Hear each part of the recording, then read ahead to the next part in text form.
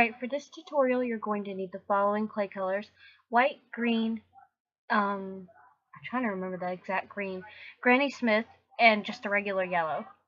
Obviously, there's the color right there. And I just pre-rolled all the balls that I would need, which is 5. We're going to start with the largest ball, and you're going to roll it out into a very long, thin teardrop shape. I hope I'm not yelling at you guys. I got a new mic for narrations, and I'm hoping this will be a little more clear in my videos and easier for you to hear, but not too loud.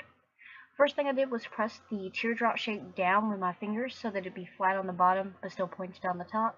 Then I cut the top off at a bias, and then you just push that to the side for now. Now we're going to go on to Flowey's legs.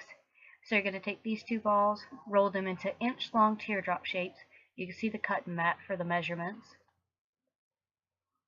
And then I just pushed them down very gently with my fingers so they'd stay round on the top, but they'd be flat on the bottom.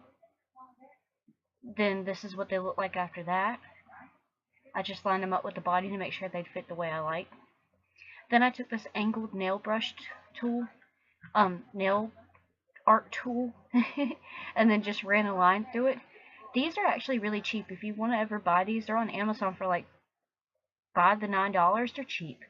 And then just to make it cute and chibi-esque, like the person requested, I just kind of bent the leaves so it looks like his legs are bent. Flowey doesn't have legs in the game, but it just was a cute thing. Then I just cut off the round tops and made them flat and just stuck it to the body. And make sure you blend it to the body on the bottom or they'll be weak. But you can pose them however you like. Next we're going to do his arms. So we're going to take these two little balls right here. His arms, quote unquote. Then do the exact same thing, just roll them out in the pointed teardrop shapes that are both an inch long. Press them down very gently with your fingers. I'm sorry for my very bad fingernails. I bite my nails. It's a very bad habit. If I'm not making clay, I have to be doing something with my hands, and I know it's a bad habit. I need to kick it. And then this is how they look. Use the same tool to drag the line down it. Now this next part is a little different. Instead of cutting it flat, I cut it at an angle right here so it'll sit more evenly on the body. And then just stick it on the body like so. And I made it like his little fingers or hands are touching. Fingers, again, quote unquote. But you get the gist. I just wanted it to be super cute. Then we're just going to take this last little ball of green clay, which is about 1/2 inch in diameter. Press it down gently with the center of your hand so it stays round on the top but flat on the bottom. And it'll look just like this. Now you're just going to set that to the side for now, and we're going to go ahead and move on to the yellow colored clay, which again is just regular Sculpey 3 yellow. And again, I just went on ahead and pre-rolled all the balls of clay I would need.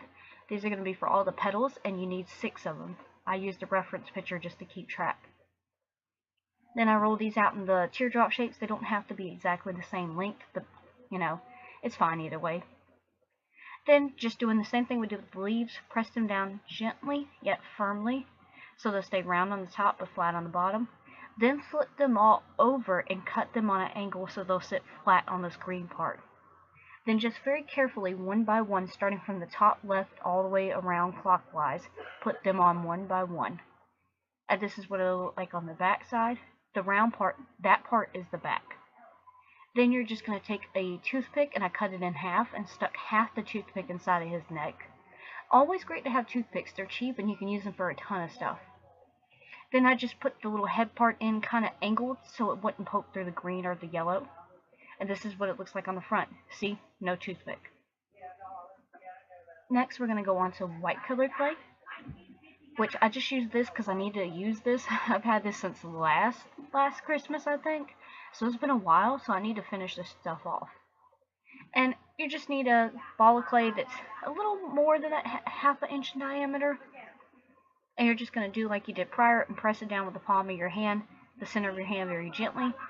And it's going to be kind of rounded, and I just went ahead and stuck it to his face. I'm sorry this picture's so blurry. I can't always tell they're blurry right away. Then I just took the same tool I did before and dragged little indentations into the petals for the yellow. And now this is very, very important for this white. Get rubbing alcohol and cotton swabs and clean it all down. I cleaned the white, the yellow, and the green. Made it nice and pretty. Now that we're done with all that, you can bake it.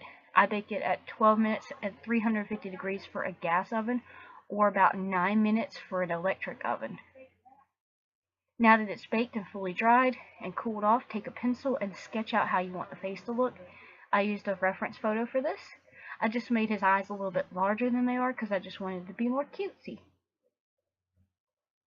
Then using a paint pen, I just painted on the details. If you use a paint pen, be very careful, they'll leak very easily, or at least for me. Maybe I'm just too rough with mine. Then just take some kind of paint, pink paint, if you'd like to, and add on 2 little dots for to make his cheeks rosy. Again, this is optional. This is also optional. I put him on a base because I do this with all my sculptures so they could be cake toppers. And what you need is your paints, your paintbrush, and a dotting tool. Again, everything's optional here.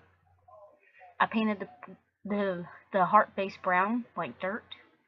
And then I just took this green paint and I'm just going to paint on little, what's it called, little blades of grass. Yeah, there we go, just like that. Really cute, right? I didn't have a pot, so I wanted to make it look like he was growing out of the ground. Then I took E6000 and just glued him to this base with his feet pointing towards the outside of the heart. And I did a heart because it's Undertale, you know. Hearts play a big role in this game. Then I just took my polyacrylic floor varnish and glazed him up, and he's finished. I hope you guys enjoyed this tutorial. He will be listed on my Etsy shop this weekend, along with these 2 guys. And stay tuned for more videos by me. Bye-bye, my bunnies.